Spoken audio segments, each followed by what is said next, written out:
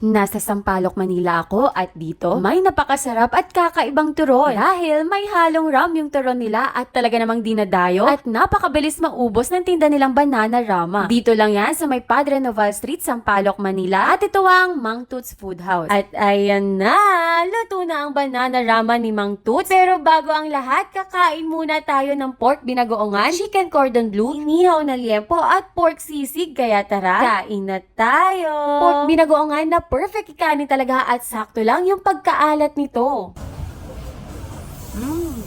Manamis-namis yung sisig nila. Tsaka ang creamy, Sarap. May dusted cinnamon milk and sugar din na nilalagay sa Bananarama.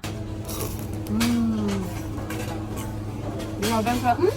Lang naramdam mo talaga yung essence ng banana dito. Grabe. Tapos nakakadagdag flavor din yung sesame seeds na nilagay nila on top. At narinig nyo naman, di ba? Sobrang crunchy pa niya.